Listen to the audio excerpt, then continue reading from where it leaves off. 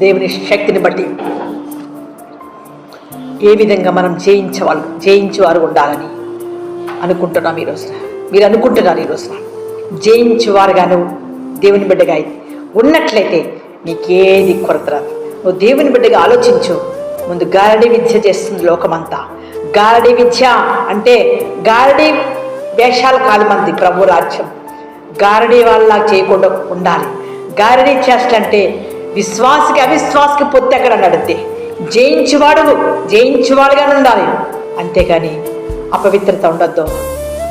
హత్య అనేది చాలా భయంకరమైనది. మనుషులు హత్య చేసే మాటలు చేయకూడదంటే, అవిశ్వాస మాటలు రాకూడదంటే, ఎక్కువగా ఏది ప్రేమిస్తున్నావు నిషేధించు. దేవుణ్ణి మాత్రమే ప్రేమించి నేర్చుకో. అబద్ధం జరుగుతుంది అంటే ఎవరిని బట్టి? సాతాను సంబంధాలను బట్టి అబద్ధం జరుగుతుంది. భవిష్యత్ కాలంలో దేవుని ఎదుర్కోవాలంటే ఎదుర్కొనే శక్తి నీకు ఉండాలి. దేవుని ఎదుర్కొనే బిడ్డగా నువ్వు శిక్షణ పొందుకుని వెళ్ళగలుగుతావు. శిక్ష పొందిన వారి దేవుని శిక్షణలో ఉంటారు, శిరజీవంలో ఉంటారు. శిక్ష లేకపోతే దేవుణ్ణి ఎదుర్కోలేవు. శిక్షలు అనుభవించాలి. శిక్షించకపోతే నీకు దేవుడు శిక్షించినప్పుడు నువ్వు దేవుని దగ్గరికి వెళ్ళగలుగుతావు. నన్ను ఎవరు శిక్షించరో నాకు నేనే గ్రేట్ అనుకుంటే నువ్వు గ్రేట్ కాదు. దేవుడు శిక్షించినప్పుడు ఒప్పుకో. దేవుడు శిక్షణ ఇస్తున్నాడు. ఏంటంటే అగ్ని గంధం ఉంది, రెండో మరణం ఉంది, నువ్వు ఇట్లా మాట్లాడొద్దు అన్నప్పుడు అది తప్పుకోవాలి, అది ఒప్పుకోవాలి. దేవుని భవిష్యత్తు కాలం, దేవుని సన్నిధిలో భవిష్యత్తు కాలం ఎదుర్కోవాల్సిన జీవితం నీకు ఇచ్చాడు. ఎదుర్కోవాలంటే నువ్వేం కలిగి ఉండాలి? పరిశుద్ధ ప్రవర్తన నీలో ఉండాలి, పరిశుద్ధ నిర్మాణం నీలో ఉండాలి, పరిశుద్ధ వాక్కు నీలో ఉండాలి. దేవుని నిర్మాణము, దేవుని నిర్ణయం నీలో ఉండాలి. అది అసలైన నిర్మాణం. ప్రభు బిడ్డలుగా ఈరోజున ఎంతమంది అయితే వింటున్నారు, ఎంతమంది అయితే ఆయన సన్నిధికి వచ్చి ఉన్నారు, వారందరి గురించి దేవుడు మాట్లాడుతున్నాడు. ఏంటంటే దేవుని నిర్మాణం నీలో ఉన్నదని. పరిశుద్ధాత్మ దేవుడు మీతోనే ఉన్నాడు. మీ యొక్క జీవితాల్లో భవిష్యత్తులో ఎదుర్కోవడానికి మీరు నిలిచి ఉన్నారు. ఆయన సన్నిధిని మీరు కలిగినప్పుడు మీరు జయించగలుగుతారు. దేవునికి స్తోత్రం. హల్లెలూయ. పరిశుద్ధాత్ముడు మీతోనే ఉండి గొప్ప కార్యాలు జరిగించినాయి అన్నాడు. నీ పరిశుద్ధ భవిష్యత్ కాలంలో తెలుసుకోలేక భవిష్యత్తునందు ఎదుర్కోవాల్సిన శిక్షలు తెలుసుకోలేక ఎంతరైతే ఉన్నారో ఈరోజు మా ప్రభా, థ్యాంక్ యూ జీసస్. హల్లెలూయా. భవిష్యత్ కాలంలో తెలుసుకోవాల్సిన విషయాలు మరి అర్థం చేసుకుని ప్రభు సన్నిధిలో ఎలా ఉండాలో నేర్చుకోవాల్సిన వారుగా నిలబెట్టు, బలపరచు నాయన, బలపరచు. కీర్తనలో మాట్లాడుచున్నావు తండ్రి.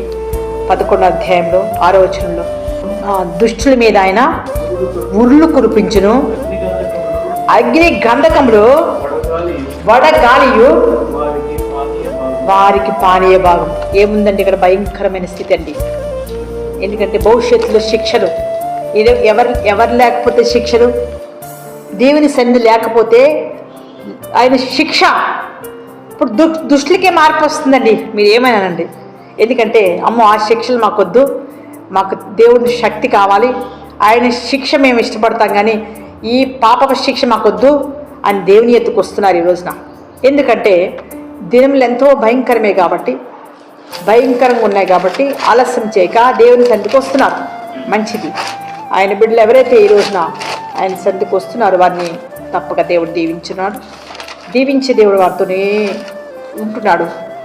మరి ఎదుర్కోవాల్సిన సమస్యలను గురించి విడుదల పొందుతారు, విడుదల పొందే శక్తిని కలిగి ఉంటారు. దుష్టుల మీద ఆయన ఉర్లు కురిపించును, అగ్ని గంధములను వడగాలియు వారికి పానీయ భాగమగును. ఈ రోజున భవిష్యత్తులో శిక్షలు ఎందుకు వస్తున్నాయో తెలుసుకోవాలంటే ముందు బాగుపడితేనే శిక్షలు తప్పుతాయి, లేకపోతే ఉర్లు వస్తాయి.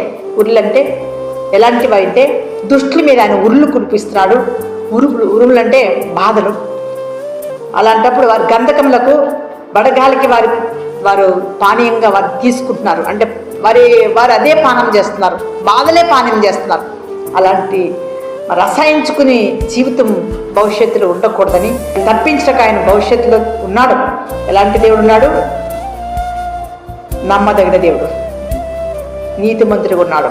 మనం చూస్తాం మలాకి 4వ అధ్యాయము 1వ వచనం చూద్దాం. దేవునికి స్తోత్రం. హల్లెలూయా. పరిశుద్ధాత్మ దేవుడు మనతో ఉన్నాడు. ఈ రోజున మనతో మాట్లాడుతున్నాడు. నియమింపబడిన దినం వస్తుంది, కొలిమి కాలినట్లు అది కాలుతుంది. గర్విష్ఠులందరూ దుర్మార్గులకి అందరికీ అది ఏంటండి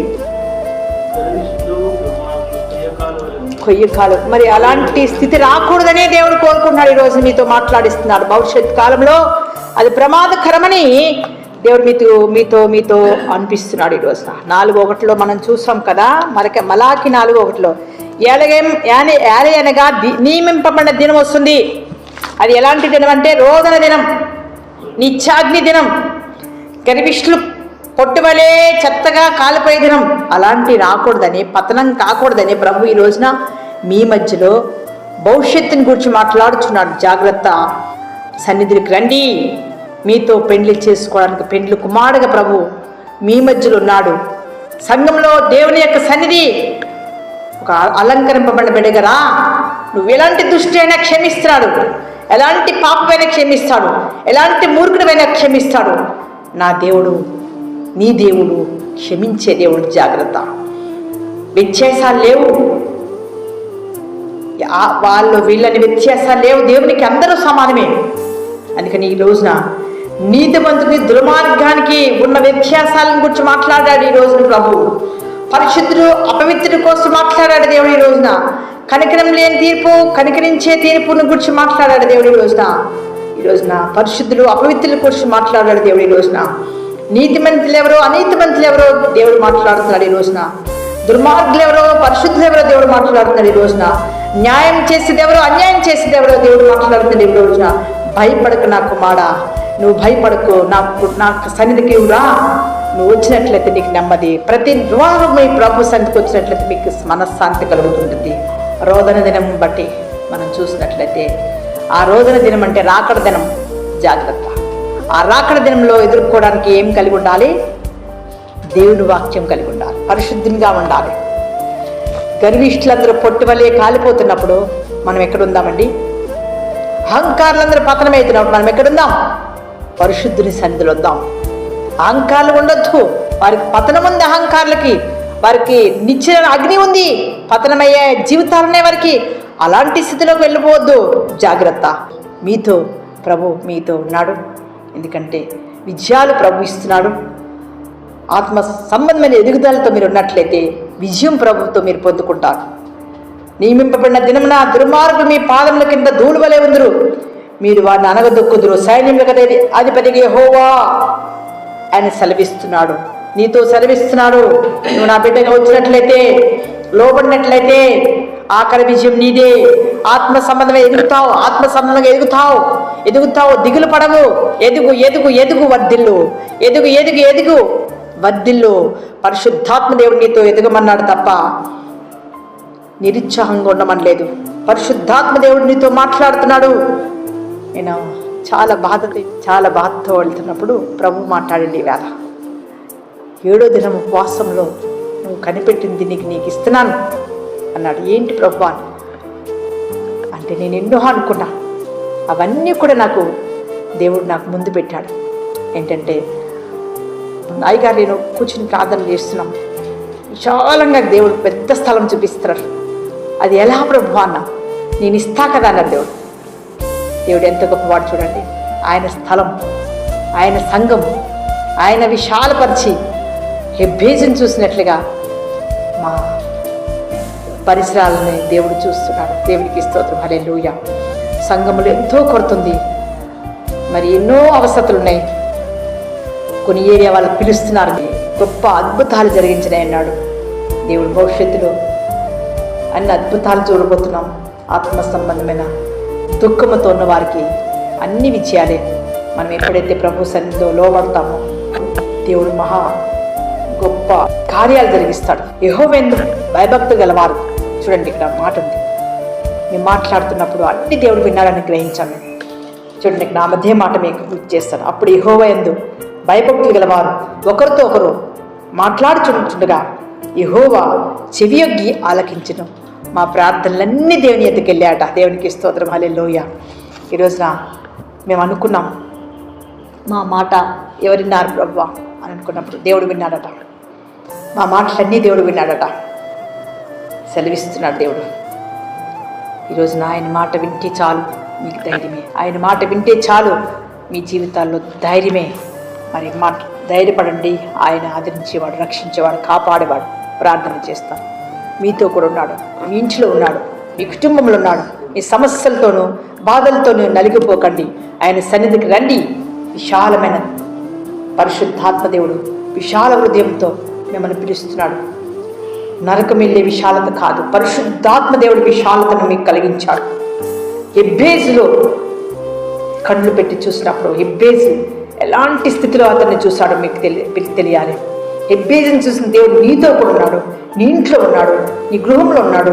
అలాంటి దేవుడితో నువ్వు ఉండాలి. కనిపెట్టు, ప్రార్థించే. నీతో సంగముతో ప్రభు ఉన్నాడని చెప్పాడు. పెళ్లి కుమారుడుగా రాబోతున్నాడు. మీరందరూ సిద్ధంగా ప్రభు సన్నిధికి రండి. విడుదల పొందుకోండి. ఎలాంటి స్థితిలో కూడా ఆయన విడిచిపెట్టేవాడు కాడు. కనికరించి దేవుడు, కాపాడే దేవుడు, విలువ పెట్టి కొన్నాడు. మిమ్మల్ని కొన్నాడు. అందుకని ఈరోజు మిమ్మల్ని పిలుస్తున్నాడు. మీ తల్లిదండ్రులు కాదు కన్నది, ఆయన కన్నాడు. ఆయన విలువ పెట్టి కొన్నాడు. ఆయన తల్లి గర్భంలో నేను రూపించుకున్నాడు. నువ్వు ఎవరి వారు అంటే ఆయన బిడ్డవు, ఆయన స్వాస్యము. ఏ దుష్ట పన్నాగాలు ఇంటి మీద, నీ బిడ్డల మీద, నీ కుటుంబం మీద ఉండకూడదని ఆయన కోరుకుంటున్నాడు. దేవునికి స్తోత్రం, హల్లెలూయా. ప్రార్థన చేస్తున్నాను. అందరూ కళ్ళు మూసుకోండి. హల్లెలూయా, హల్లెలూయా. పరిశుద్ధాత్మ దేవుడా, ఎంతమంది అయితే విన్నారు, ఎంతమంది అయితే ఇక్కడ ఉన్నారు, వారందరిని దీవించు. వింటున్న బిడ్డలు, ఆలకిస్తున్న బిడ్డలు, వచ్చిన బిడ్డలు అందరిని దీవించు. మహిమ పొందు. యేసుని నామం బట్టి ప్రార్థించి వేడుచున్నాను తండ్రి. ఆమేన్.